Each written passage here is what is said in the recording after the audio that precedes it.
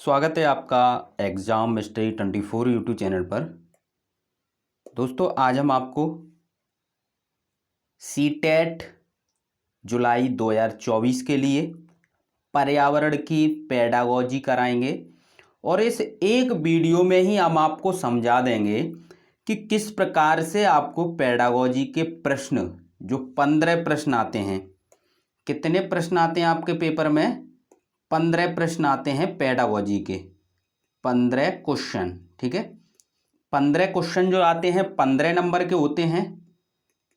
तो इन्हें आप इस एक वीडियो से कैसे कर सकते हैं ये हम आपको बताएंगे। तो इसके लिए हमने कुछ पॉजिटिव वर्ड लिए हैं, ठीक है, कुछ नेगेटिव वर्ड लिए हैं और इनसे ही आप पेडागोजी को सॉल्व कर लेंगे।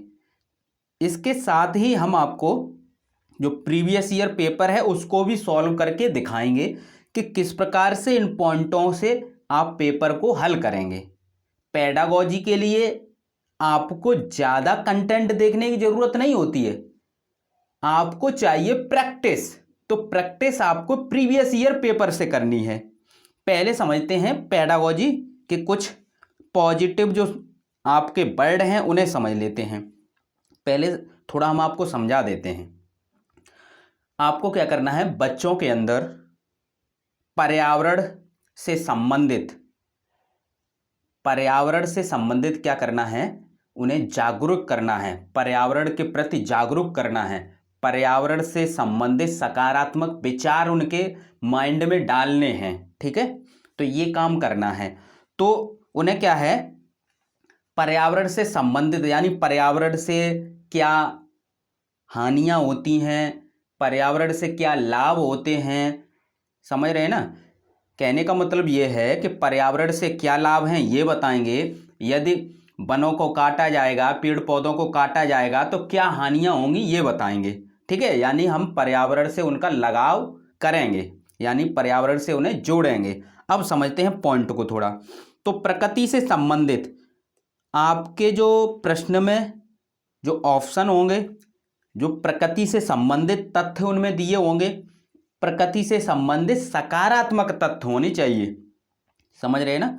तो प्रकृति से संबंधित जो सकारात्मक तथ्य होंगे, सकारात्मक शब्द होंगे, सकारात्मक उस ऑप्शन का आंसर निकलेगा, उसे ही हम टिक करेंगे। ठीक है, नेक्स्ट है आपका पर्यावरण सुरक्षा का भाव। बच्चों के अंदर क्या है, पर्यावरण सुरक्षा का भाव पैदा करेंगे, उन्हें भाव उनके अंदर जागृत करेंगे। ठीक है, अब यहाँ पर देखेंगे एकीकृत विषय। ठीक है, तो हमने ये सीडीपी में या और भी कहीं ये एकीकृत शब्द आता है तो ये नेगेटिव अर्थ देता है, लेकिन पर्यावरण के लिए ये एकीकृत पॉजिटिव अर्थ देता है। ये अंतर समझ लें। ठीक है, कुछ पॉइंट ऐसे हैं जो आपको समझना है। जैसे एकीकृत, पर्यावरण के लिए एकीकृत सकारात्मक शब्द है, सीडीपी के लिए नकारात्मक है। एकीकृत मतलब स्टैंडर्ड की बात हो गई। ठीक है, नेक्स्ट है खोजने एवं सीखने के अवसर देना चाहिए। बच्चे क्या है, ये हमने पहले ही बताया था, बच्चे खोजबीन करके सीखें। ठीक है, प्रजातंत्रीय प्रवेश होना चाहिए। प्रजातंत्रीय प्रवेश का मतलब ये है जहाँ पर प्रजा अपने विचार रख सके, ऐसा प्रवेश प्रजातंत्रीय प्रवेश होता है। तो विद्यालय में या फिर हम कह सकते हैं पर्यावरण की क्लास चल रही है तो आप क्या है, बच्चे अपने विचार व्यक्त कर सकें, पर्यावरण से संबंधित प्रश्न पूछ सकें। ठीक है, ऐसा परिवेश देंगे उन्हें। बच्चे क्या है, समाज से अंतःक्रिया करके सीखते हैं।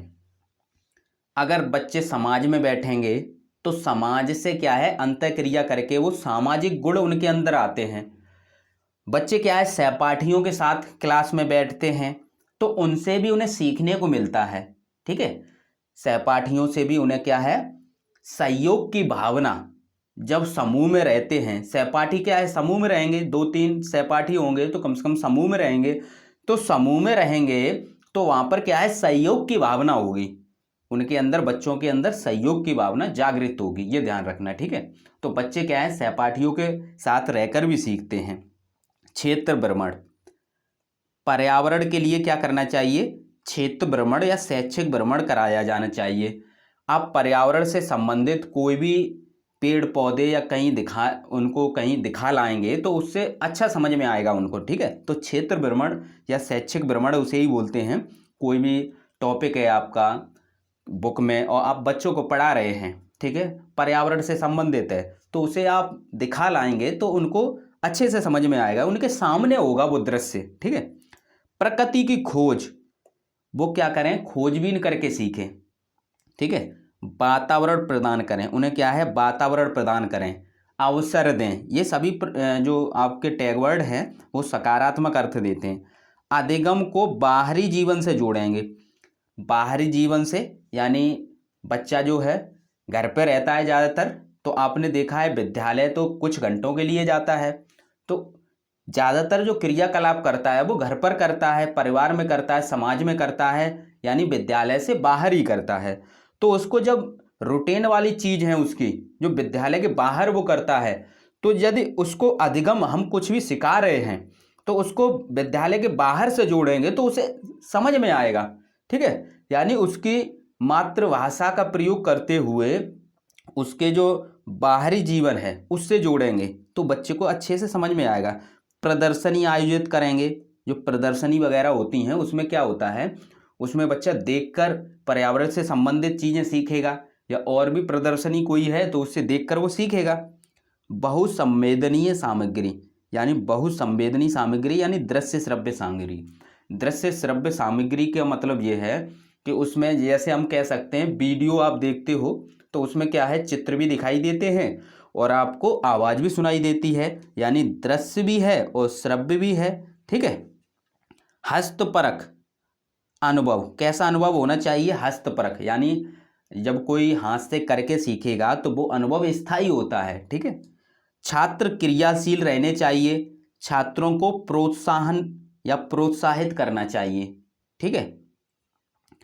पोर्टफोलियो, पोर्टफोलियो हमने आपको बताया था छात्र का लेखा जोखा इसमें होता है, ठीक है। उसने कितना सीखा है, ठीक है, और क्या उसे सीखने की ज़रूरत है, तो इसमें सब कुछ पोर्टफोलियो में छात्र का लेखा जोखा हम कह सकते हैं, ठीक है। तो ये पॉजिटिव अर्थ देता है।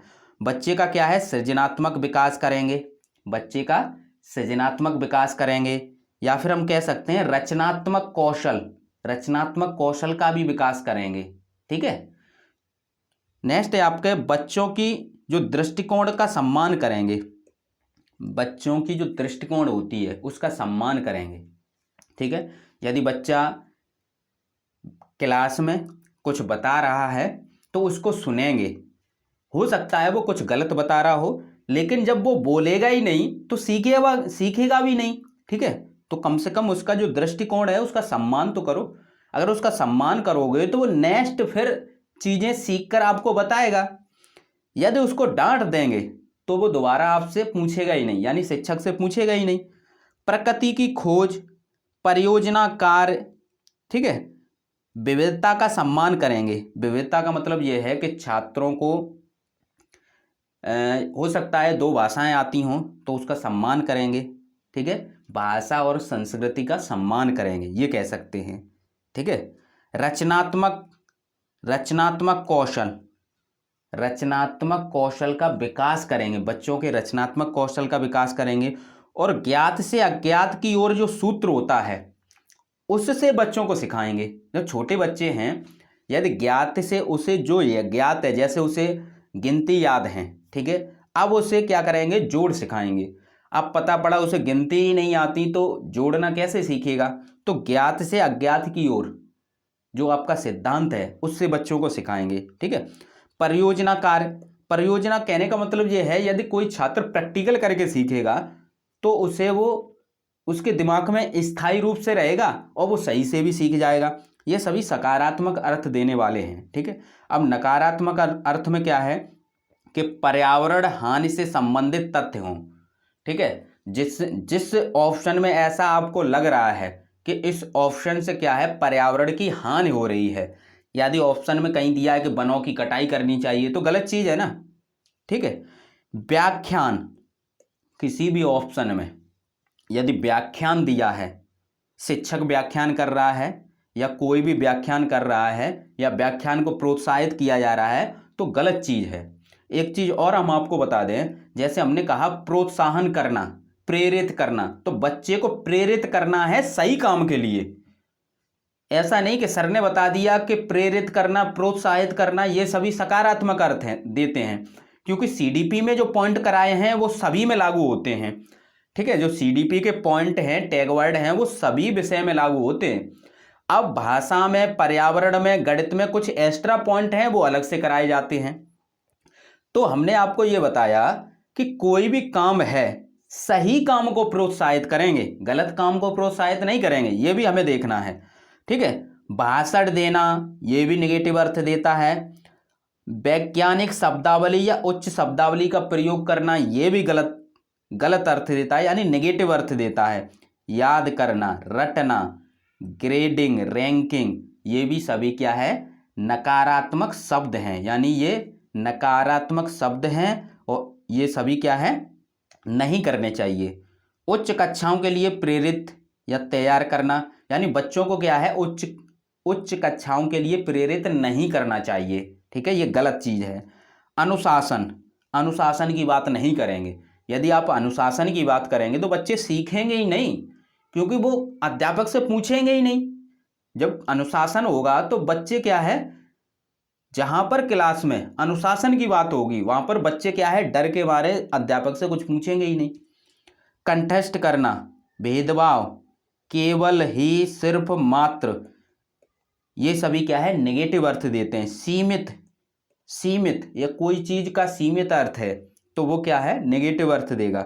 गृह कार्य, बच्चे को घर से कोई कार्य करने के लिए नहीं देंगे। ठीक है, तो ये आपने पॉजिटिव और नेगेटिव शब्द देखे, यानी टैग वर्ड हैं ये। अब दिखाते हैं आपको कि पेपर आपको कैसे सॉल्व करना है। ठीक है, पेपर सॉल्व कराने से पहले हम आपको बता दें कि आपको पेपर कहाँ से डाउनलोड करना है। ठीक है, प्रीवियस ईयर पेपर, क्योंकि मार्केट में जो बुक आती है तो उनमें क्या है, कुछ प्रश्न के आंसर गलत होते हैं। हमने कई राइटर की बुक देखी हैं, तो हम आपको बता दें, हमने जो प्रीवियस ईयर पेपर हैं वो ऐप पर डाल दिए हैं। तो आपको क्या करना है, ये ऐप प्ले स्टोर पर आप सर्च करेंगे, ये परीक्षा स्टडी 24 प्ले स्टोर पर यदि आप सर्च करेंगे तो आप इसे डाउनलोड कर लेना, इंस्टॉल कर लेना। इसके बाद आपको पेपर कहाँ मिलेंगे, इसमें कुछ नाम और ईमेल आईडी और पासवर्ड बनाना होगा, वो आप बना लेना। उसके बाद आपको इस प्रकार से खुल जाएगा। तो यहाँ पर जो लिखा है आपका PDF नोट्स, इस पर क्लिक करेंगे, PDF नोट्स पर क्लिक करेंगे। जब PDF नोट्स पर क्लिक करेंगे तो आप इस प्रकार ये खुल जाएगा, ये पूरा इस प्रकार से खुलेगा। ठीक है, जब इस प्रकार खुल जाएगा तो नीचे आप देखेंगे ये लिखा है सीटेट पेपर 1 और यहाँ पर सीटेट पेपर 1 आंसर की है। जो पेपर आप खोलेंगे और उसकी आंसर की इसमें आप चेक कर सकते हैं। ठीक है, तो यहाँ पर आप देखेंगे इस प्रकार से, जैसे आपने इस पर क्लिक किया प्रीवियस ईयर पेपर पर, तो आप इस प्रकार से ये पेपर खुल जाएंगे। 24, 23, 21, 19, 18 और भी पेपर हम इसमें डाल देंगे। और जो आंसर की है ये फ्री है, ऐसा नहीं इसका कोई चार्ज लग रहा है, ये सभी फ्री हैं।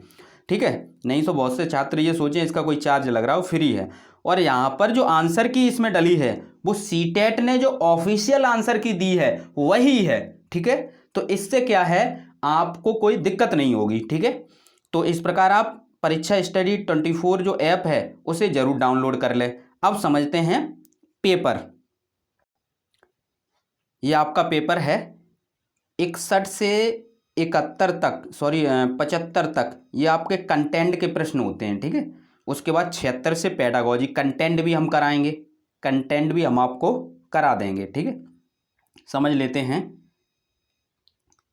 निम्नलिखित में से क्या पर्यावरण अध्ययन के शिक्षक के लिए वांछनीय गतिविधि है। ठीक है, यानी सकारात्मक ही बात की जा रही है, सकारात्मक ही पूछा जा रहा है। तो आप देखेंगे कि इसमें ऑप्शन देखते हैं, 4 ऑप्शन दिए हैं। तो पहला है विभिन्न कक्षाओं के बहुसांस्कृतिक क्षेत्रों को संबोधित करना पर्यावरण अध्ययन के लिए शिक्षक के लिए वांछनीय गतिविधि है, ये बतानी है। ठीक है, नेक्स्ट समझते हैं, कुछ क्रॉस करेंगे उसके बाद हम आंसर पे पहुंचेंगे। ठीक है, पर्यावरण अध्ययन की अवधारणा से संबंधित महत्वपूर्ण सूचनाओं को बच्चों को देने के लिए प्रेरित करेंगे। तो इसमें कौन सी सूचना है? महत्वपूर्ण सूचना है। ठीक है, इस पर अंडरलाइन कर ली है हमने। नेक्स्ट देखते हैं, पर्यावरण अध्ययन के 6 प्रकरणों का रेखीय आयोजन करना। तो यहाँ पर क्या है? 6 प्रकरण। तो इसका मतलब ये है कि केवल 5-6 जो प्रकरण हैं उनका ही बच्चों के अंदर विकास करेंगे। तो ये चीज़ गलत है। ठीक है, ये सीमित की बात हो रही है, सीमित। बच्चों का ज्ञान सीमित नहीं करना है। यहाँ पर केवल आ गया तो ये हमने गलत कर दिया। अब हमारे पास बचे 2। ठीक है, 2 ऑप्शन बचे। इस प्रकार आप काट सकते हैं। 2 में देखेंगे तो यहाँ पर देखेंगे विभिन्न कक्षाओं में बहुसांस्कृतिक क्षेत्रों। तो हमने ये बताया था आपको कि बच्चे की जो कौशल होते हैं, ठीक है, एक से अधिक कौशल हों, उनका भी सम्मान करेंगे।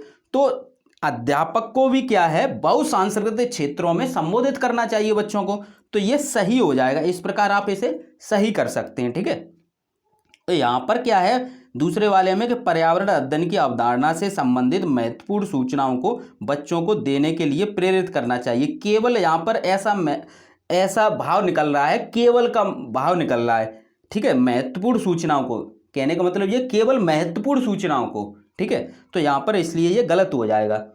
नेक्स्ट देखते हैं 77। इस प्रश्न को समझते हैं। 77 नंबर प्रश्न है और आपके पेपर में ऑप्शन कैसे दिए होते हैं यहाँ समझ लें, A B C D। अब यहाँ पर दिया है कि A सही है।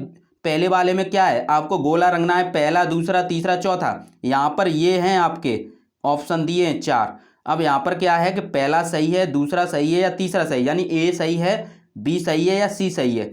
केवल A और C सही है, केवल सॉरी A C D सही है या केवल C सही है। इस प्रकार से प्रश्न को बड़ा कर दिया जाता है। ठीक है, तो ये भी आपको समझना है। ठीक है, इससे क्या होता है कि बच्चे कंफ्यूज हो जाते हैं। ठीक है, तो यहाँ पर समझते हैं, पहले पढ़ते हैं हम, पहले पढ़ते हैं। तो इसमें क्या लिखा है? निम्नलिखित में से क्या पर्यावरण अध्ययन में बच्चों के द्वारा ज्ञान की रचना में महत्वपूर्ण है?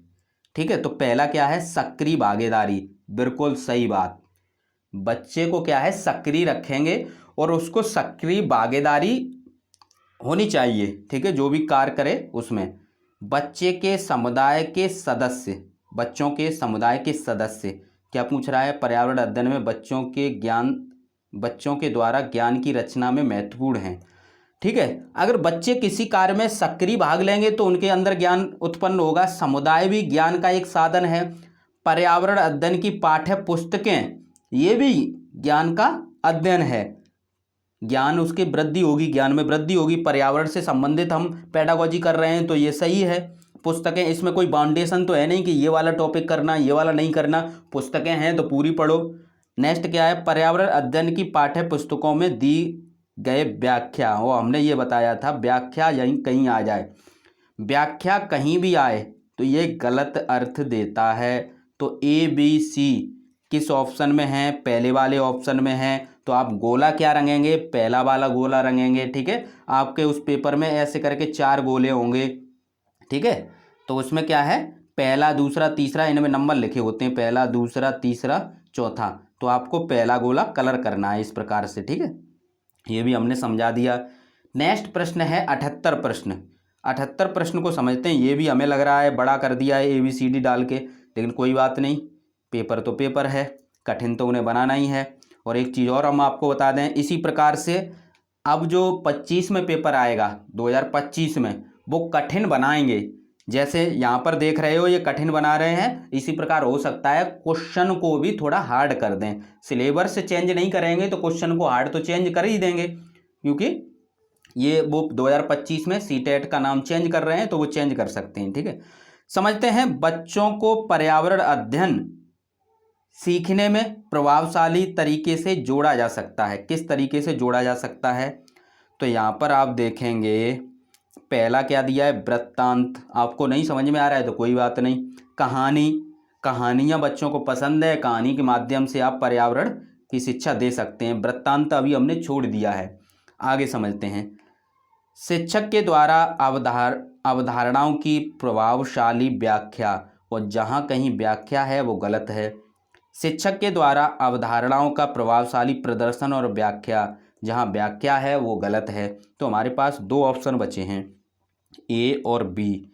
ए और बी, तो आप देखेंगे कि हमारे पास जैसे सी और डी तो गलत है, तो इसमें आया डी तो ये गलत हो गया, इसमें आया सी और डी तो ये वैसे ही गलत हो गया, इसमें आया सी तो ये गलत हो गया। तो हमारे पास ए और बी बचा। ठीक है, क्योंकि हमें ये डाउट वृत्तांत में था तो आपने ये यहाँ से ऑप्शन से भी क्लियर कर दिया। ठीक है, तो इस प्रकार भी आप कर सकते हैं। नेक्स्ट है आपका 79, यानी पढ़ते हैं पर्यावरण अध्ययन के शिक्षक के द्वारा बच्चों को जानवरों का अवलोकन और उनका चित्र बनाने को प्रेरित करने का उद्देश्य है। क्या उद्देश्य है? यानी बच्चे चित्र बनाएं, उनका यानी बच्चों को जानवरों का अवलोकन और उनका चित्र बनाने के लिए प्रेरित कर रहे हैं। तो इससे क्या होगा? अवलोकन करेंगे तो सृजनात्मक विकास होगा बच्चों का, पॉजिटिव अर्थ देगा। ये पॉजिटिव में भी हमने लिखाया है। बच्चों में अवलोकन और रचना कौशल का विकास, तो रचनात्मक कौशल भी पॉजिटिव अर्थ देता है। ठीक है, नेक्स्ट है आपका बच्चों में सौंदर्यगत संवेदना का विकास। तो संवेदना का विकास सेंस लगा सकते हैं वो, तो इसका विकास तो होगा ही। जब रचनात्मक कौशल होगा, सृजनात्मक कौशल होगा, तो संवेदना का भी विकास होगा। ठीक है, तो तीनों सही किसमें हैं? A B C. A B C हैं आपके चौथे में। तो इस प्रकार से आपको क्वेश्चन को करना है। ठीक है, नेक्स्ट समझते हैं। ज़्यादा वीडियो देखने की बजाय आपको क्या करना है, जो टैग वर्ड हमने लिखाए हैं उसके बाद आपको ऐप पर जाकर प्रीवियस ईयर पेपर सॉल्व करने हैं। अपने अंदर पेडागोजी हल करने के, कैसे पेडागोजी हल होगी उसको डेवलप करना है। ठीक है, समझते हैं। पर्यावरण अध्ययन में शिल्प कला और चित्रकला को समूह में करके सीखने पर बल दिया जाता है। किस में करना है? समूह में। तो हमने आपको बताया था कि समूह में जो बच्चे कार्य करते हैं उससे क्या होता है? सामाजिक विकास होता है। ठीक है, समूह में समाज में भी रहते हैं और सहपाठियों के साथ रहेंगे तो सहयोग की भावना का भी विकास होगा। ठीक है, तो ये हमने पॉइंट भी कराए थे। अब यहाँ पर समझते हैं, इसमें भी ये दिए हैं, सभी प्रश्न हार्ड कर दिए हैं। ठीक है, समझते हैं, यहाँ पर समझते हैं। ये प्रश्न दिया है तो पहला पढ़ते हैं। कक्षा की पॉइंटों से ही हम ये कर रहे हैं। कक्षा की अनुशासनहीनता को रोकने के लिए समूह में सीखना शिक्षकों के लिए एक आसान और बहुत प्रभावशाली युक्ति है। तो यहाँ पर क्या है, हमने ये बताया था अनुशासन की बात तो कहीं नहीं होगी। ठीक है, ये चीज़ें गलत है। हम पढ़ाने की बात कर रहे हैं कि अनुशासन की बात कर रहे हैं? अनुशासनहीनता या अनुशासन कहीं बात नहीं करेंगे हम। समूह में सीखना सहपाठियों द्वारा सीखने को प्रोत्साहित करता है। तो हमने ये बताया ये सही चीज़ है, बच्चे सहपाठियों के साथ सीखते हैं। और जहाँ प्रोत्साहित करना ये भी सकारात्मक शब्द है, लेकिन उसके साथ साथ हमें ये देखना है प्रोत्साहन किसका हो रहा है। गलत चीज़ को हम बढ़ावा तो नहीं दे रहे हैं। प्रोत्साहन का मतलब ये है बढ़ावा देना, तो गलत चीज़ को बढ़ावा नहीं देना है, सही चीज़ को बढ़ावा देना है। ठीक है, ये बी सही लगा। नेक्स्ट है समूह में सीखना कक्षा में सामाजिक अंतःक्रिया। अगर समूह में सीखेंगे तो कक्षा में क्या है, सामाजिक अंतःक्रिया को बेहतर करना है, तो सही चीज़ है। ठीक है, नेक्स्ट है आपका समूह में सीखना पर्यावरण अध्ययन के पाठ्यक्रम को समय पर पूरा करने में सहायता करता है। तो इसका मतलब ये है कि आप सिखा नहीं रहे, आपको केवल ये जल्दी है कि इस पाठ्यक्रम समय पर ख़त्म हो जाए, बच्चे सीखें या ना सीखें, तो ये गलत चीज़ है ना। तो हमारे पास ऑप्शन बचे हैं बी और सी। बी और सी हैं आपके ये। ठीक है, इस प्रकार आपको करने होंगे जब आप प्रैक्टिस करेंगे ना, और सही सीटेट की आंसर की से, ऑफिशियल आंसर की से, तो आपको सही से समझ में आएगा। निम्नलिखित में से क्या पर्यावरण अध्ययन को सीखने का सबसे प्रभावशाली संसाधन है? कौन कौन से प्रभावशाली संसाधन हैं ये, और यहाँ पर पूछा है सबसे प्रभावशाली। हो सकता है प्रभावशाली सभी हों, लेकिन उसमें जो कम प्रभावशाली है उसे हटा देना है और सबसे प्रभावशाली को लगाना, क्योंकि ए बी सी डी दिए हैं। जब ए बी सी डी दिए होते हैं, ठीक है, तो उसमें क्या है, प्रश्न को छांटना थोड़ा कठिन हो जाता है, तब भी आप देख रहे हैं कि आंसर आप निकाल सकते हो। तो आप देखेंगे यहाँ पर ये लिखा है पर्यावरण अध्ययन को सीखने का सबसे, पर्यावरण अध्ययन यानी पर्यावरण के बारे में कहाँ से सीख सकते हैं बच्चे? परिवार के सदस्य से सीख सकते हैं, समुदाय के सदस्य से सीख सकते हैं, समाज से सीख सकते हैं। ठीक है, अब यहाँ पर ये देखना है, दो तो आपको क्लियर ये पता ही है, अब दुविधा हो रही है दो में। ठीक है, अब पहले हम ऑप्शन देख लेते हैं, A B, A B, A B यानी इसमें डी है तो ये गलत है, इसमें नहीं, कहने का मतलब ये है कि इसमें ए बी तो है ही नहीं, इसमें भी ए बी नहीं है। ठीक है, तो ये भी गलत हो, क्योंकि ए बी तो दोनों हमने सही किए हैं। ठीक है, तो इसमें क्या है, इसमें केवल ए बी है और इसमें क्या है, ए बी सी है।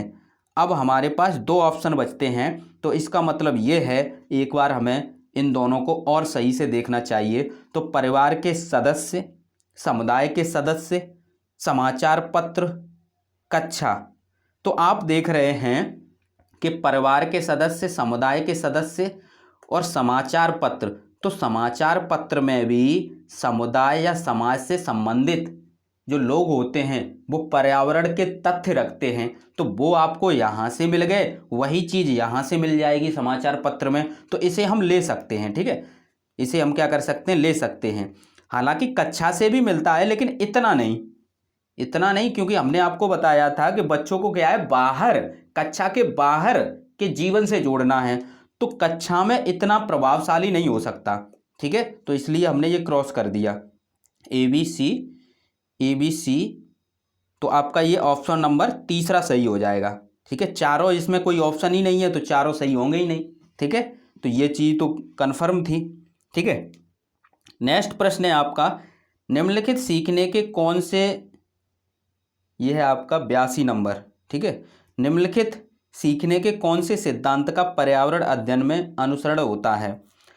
तो हमने आपको बताया था, पर्यावरण हो या सीडीपी हो या गणित हो या हिंदी हो या कोई भी विषय हो, यदि बच्चे को पहले जो ज्ञात है उसके बाद उसे वही सिखाएंगे जो उसे आता नहीं है, यानी अज्ञात। तो जो सिद्धांत चलता है ज्ञात से अज्ञात की ओर। ठीक है, ये डायरेक्ट ही आप लगा सकते हो। ठीक है, लगातार प्रश्न कर रहे हैं, आप भी देख रहे हो, लगातार प्रश्न हो रहे हैं, आप भी उनको कर रहे हो। नेक्स्ट है आपका, निम्नलिखित में से कौन सा पर्यावरण अध्ययन में सीखने का रचनात्मक आकलन का साधन नहीं है? रचनात्मक आकलन का साधन नहीं है, रचनात्मक आकलन का जो साधन है वो नहीं है। तो आप इसमें ये देखेंगे, रचनात्मक आकलन, ठीक है, रचनात्मक मतलब ये है कि वो क्रिएटिविटी कर रहा है कुछ। ठीक है, और उसका आकलन, कहने का मतलब ये है, रचनात्मक जो आकलन होता है वो समय समय पर आकलन होता है। ठीक है, बीच बीच में करना चाहिए। तो यहाँ पर एक लास्ट में हम चौथा वाला पढ़ते हैं, तो इसमें ये लिखा है वार्षिक उपलब्धि परीक्षण, तो ये गलत लग रहा है मुझे। ठीक है, बाद बाकी पोर्टफोलियो हमने सकारात्मक आपको बताया था। क्रमिक निर्धारण मापनी, यानी इसका मतलब ये है कि समय समय पर करना चाहिए, तो ये तो सही लग रहा है। वर्णन अवलेख, ये भी सही लग रहा है, लेकिन ये हमें तीनों में से ये सबसे गलत लग रहा है, क्योंकि रचनात्मक आकलन समय समय पर करना चाहिए, लेकिन ये वार्षिक उपलब्धि परीक्षण है, यानी वर्ष में एक बार हो रहा है, तो ये तो डायरेक्ट ही आप पकड़ सकते हो उसे। नेक्स्ट है आपका 84 नंबर प्रश्न है, और इसमें देखते हैं क्या दिया है। हाँ सही है, क्योंकि हम नीचे ये देख रहे थे कि ABCD करके तो नहीं दिए कहीं। तो निम्नलिखित में से किसको पर्यावरण अध्ययन में बच्चों के आकलन में दूर करना चाहिए? ठीक है, तो आप देखेंगे, तो यहाँ पर क्या पूछा गया है, पर्यावरण अध्ययन में बच्चों के आकलन से, यानी बच्चों के आकलन से क्या दूर करना चाहिए? तो बच्चों के उत्तर को सही या गलत में आंकना। देखो एक चीज़ ध्यान रखना, बच्चे जो त्रुटियां करते हैं वो सीखने में मदद करती हैं। ठीक है, बच्चे ने यदि गलत उत्तर दिया है तो इसका मतलब ये है कि उसे आंकेंगे नहीं कि आपने ये सही दिया है गलत दिया है। सही, यहाँ पर क्या लिखा है, बच्चों के उत्तरों को सही या गलत में आंकना, तो आंकना गलत चीज़ है।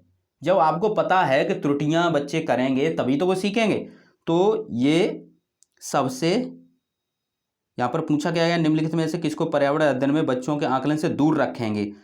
तो दूर रखना या फिर हम इसका अर्थ ये निकल रहा है गलत कौन सा है, तो ये चीज़ मुझे गलत लगी, ये नहीं करेंगे, तो यही ऑप्शन होगा। ठीक है, और यहाँ पर और भी पढ़ लेते हैं। कक्षा 5 के ईवीएस पाठ्य पुस्तक में प्रत्येक पाठ के अंत में दिए गए आज हमने क्या सीखा पर चर्चा करेंगे। तो ये तो सकारात्मक अर्थ दे रहा है, लेकिन यहाँ पर नकारात्मक, दूर रखना, नकारात्मक बात की जा रही है, तो ये सकारात्मक है, ये होगा नहीं क्योंकि हमें नकारात्मक देखना था। ठीक है, आकलन के संकेतों का उपयोग करेंगे, तो ये भी सही है। बच्चों के सीखने के गुणात्मक आकलन करेंगे, ये भी सही है। तो यहाँ पर जो गलत है वो एक ही हमें दिखाई दिया कि बच्चों के उत्तरों को सही या गलत में आंकना। ठीक है, नेक्स्ट प्रश्न है आपका, नेक्स्ट प्रश्न को पढ़ते हैं।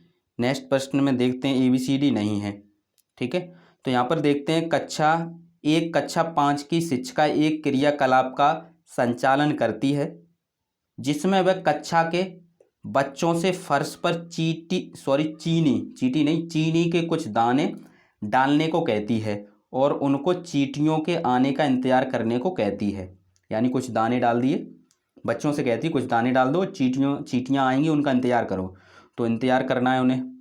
बच्चों को इस क्रियाकलाप से अर्थपूर्ण सीखने को मिल सकता है यदि शिक्षक, अब इसमें समझते हैं। ठीक है, एक एक करके पढ़ते हैं।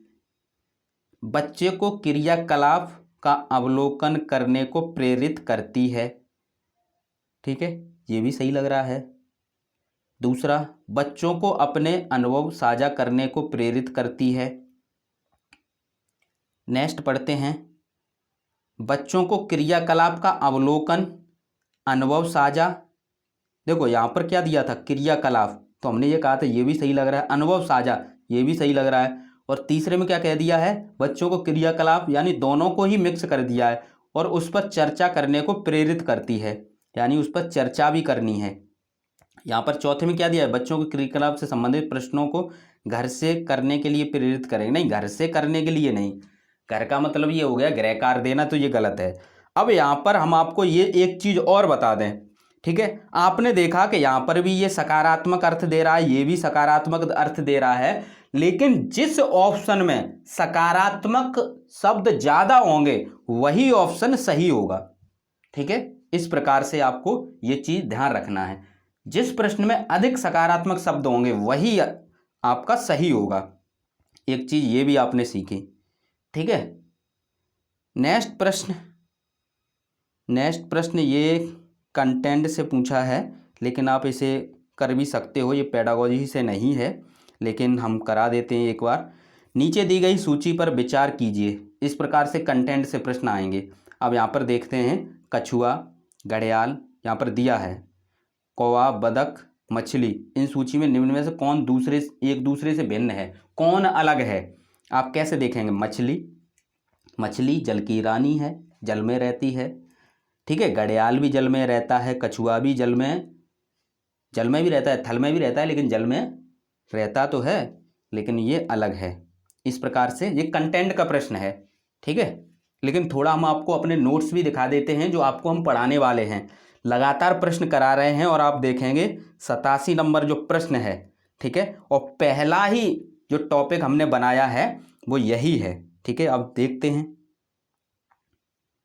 ये आपके नोट्स हमने बनाए हैं आपके ईवीएस कंटेंट के लिए। ठीक है, और कंप्लीट नोट्स हमने बना लिए हैं। तो आप देखेंगे जो ये वाला प्रश्न है आपका, कहाँ गया, जो आपका जो प्रश्न है, ये आपका प्रश्न है ये। ठीक है, और पहला ही टॉपिक हमने जो बनाया है वो पूरा इसी में से आप देखेंगे कि पूरा ही प्रश्न आप कर लेंगे तो आपको ये समझ में आ जाए कंटेंट से भी किस प्रकार से प्रश्न पूछे जाते हैं और आपको किस प्रकार से पढ़ना है। ठीक है, तो ये आपका देखेंगे हांगकांग, केरल, कश्मीर, गोवा। ठीक है, और इधर आपका दिया है, यहाँ पर समझते हैं, हांगकांग, केरल, कश्मीर, गोवा, इधर दिया है क्या खाया जाता है, क्या नहीं खाया जाता है, कहाँ पर क्या, यानी कॉलम फर्स्ट की मदों का कॉलम सेकंड की मदों से मिलान करना है। यहाँ पर ये ऑप्शन दिए हैं। ठीक है, यानी गोवा में क्या होता है, यानी किसी भी करी के साथ टेपकोआ कहाँ खाया जाता है ये बताना है। सरसों के तेल में बनी मछली कहाँ खाई जाती हैं। नारियल के तेल में बनी समुंदर की जो मछली होती हैं वो कहाँ खाई जाती हैं। छोले भटूरे, हो सकता है इसमें एक्स्ट्रा भी हैं कुछ चीज़ें, यानी 5 करने इधर 4 हैं, ठीक है, एक चीज़ एक्स्ट्रा है, कोई भी होगा। छोले भटूरे, पका हुआ सांप कहाँ खाया जाता है। तो आप जो हमने नोट्स बनाए हैं यहाँ पर देखते हैं, तो इससे आपको क्लियर हो जाएगा, ठीक है। तो आप देखेंगे हांगकांग, हांगकांग में क्या है, हांगकांग के लोगों को सांप खाना, तो सांप की कहाँ बात होगी, हांगकांग। ये हम पूरा पढ़ा देते हैं, 4 हैं और चारों ही आपके ऑप्शन में हैं, ठीक है, इसे ही पूछा जाएगा।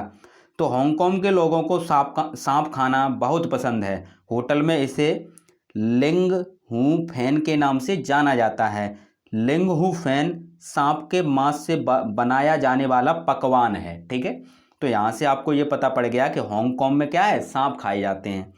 कश्मीर में क्या होता है, सरसों के तेल में मछली बनाई जाती हैं। कश्मीर में सरसों के तेल में मछली बनाई जाती हैं, ठीक है। और गोवा में क्या है, नारियल के तेल में समुंदर की मछली बनाई जाती हैं। नारियल के तेल में समुंदर की मछली बनाई जाती है गोवा में, ठीक है। केरल में क्या है, टेपकोआ जमीन के नीचे पाया जाता है। केरल में क्या है, टेपकोआ जमीन के नीचे पाया जाता है। इसे लोग उबालकर नारियल की करी के साथ, ठीक है, खाते हैं, यानी हम कह सकते हैं करी के साथ खाते हैं। तो टेपकोआ का संबंध कहाँ से, केरल से। अब आपका जो प्रश्न था उसे आप कर लेंगे, ठीक है। तो आपने देखा पहला हमने क्या बताया था आपको कि पहला जो है कि हांगकांग, हांगकांग में क्या था, सांप, यानी पका हुआ सांप। तो कह सकते हैं पहले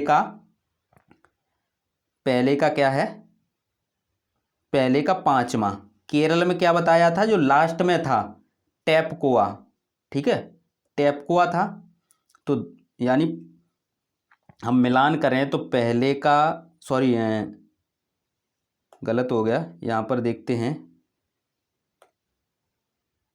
ए का 5वां और बी का पहला, ठीक है। अब यहाँ पर हम देखते हैं ऑप्शन में, वैसे तो हमने चारों ही करा दिए हैं, तो पहले का 5 और बी का पहला किस में है, पहले का 5 इन तीनों में है, इसमें भी 5 है, इसमें भी 5 है, इसमें भी 5 है, तो ये तो होगा ही नहीं, ठीक है, पहले का 5। दूसरे का फर्स्ट दूसरे का क्या है, फर्स्ट है आपका, यहाँ पर देखते हैं,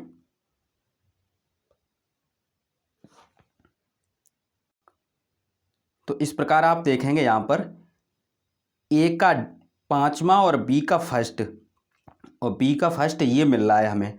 अब हम और भी चेक कर लेते हैं क्योंकि अभी हमने आपको पढ़ाया था, ठीक है। तो कश्मीर में क्या था, सरसों के तेल की बनी मछली, ठीक है, और गोवा समुंदर के किनारे है, तो समुंदर की मछली किसमें, नारियल के तेल में बनी, ठीक है। नारियल के पेड़ समुद्र के किनारे पाए जाते हैं, जैसे केरल में भी पाए जाते हैं। तो यहाँ पर आप देखेंगे कि ये हमने जो आपको अभी कंटेंट कराया था वो वहाँ से आ गया, तो इसका ऑप्शन नंबर 2 सही हो जाएगा, ठीक है। तो इस प्रकार से हमने नोट्स बना लिए हैं। ये आपने अभी देखा कि गोवा में क्या है, समुंदर मछली बनाई जाती है नारियल के तेल में, सरसों के तेल में मछली बनाई जाती है कश्मीर में। केरल में क्या है, केरल में टेपओका जमीन के नीचे पाया जाता है, इसे लोग उबालकर नारियल की करी के साथ खाते हैं, ठीक है। और हांगकांग में क्या है, सांप खाए जाते हैं, कश्मीर में सरसों के तेल की बनी मछली। तो इस प्रकार हमने देखा, और भी हमारे पास ये सभी हमने नोट्स आपके लिए बना लिए हैं, ये सभी हम आपको पढ़ाएंगे, ठीक है। कंप्लीट नोट्स हैं, इसीलिए हमने आपको ये पर्यावरण जो आपका 15 नंबर का आता है, तो पेडागॉजी हमने आपको करा दी है। जो पेडागॉजी 15 नंबर की आती है, कितने नंबर की पेडागॉजी आती है, 15 नंबर की जो आपकी पेडागॉजी आती है वो आज हमने एक वीडियो में कंप्लीट करा दी है। 15 नंबर का कंटेंट कराएंगे, आपको प्लानिंग से करना है। अगर आप पहली बार जुड़े हैं तो विश्वास रखिए आपका सीटेट पहली बार में ही हम क्रैक करा देंगे, ठीक है। आपको ज़्यादा पढ़ना ही नहीं है, आपको प्रैक्टिस ज़्यादा करनी है। हम आपको बताते रहेंगे, केवल एक एक वीडियो आपकी पेडागॉजी की आएगी, 5 विषय हैं, 5 वीडियो देखनी है और 75 नंबर क्लियर हो गए आपके, ठीक है। ज़्यादा देखनी नहीं है आपको। प्रोसेस क्या करना है, आपको इसको प्रीवियस ईयर पेपर जितने ज़्यादा लगाएंगे उतनी आपको समझ में आएगा। उसके बाद सीडीपी का कंटेंट है, आपको सीडीपी का कंटेंट हम करा ही रहे हैं, 1-2 वीडियो और आनी है सीडीपी का, आपको हम कंटेंट करा रहे हैं, ठीक है। पहले समझ लेते हैं हिंदी। हिंदी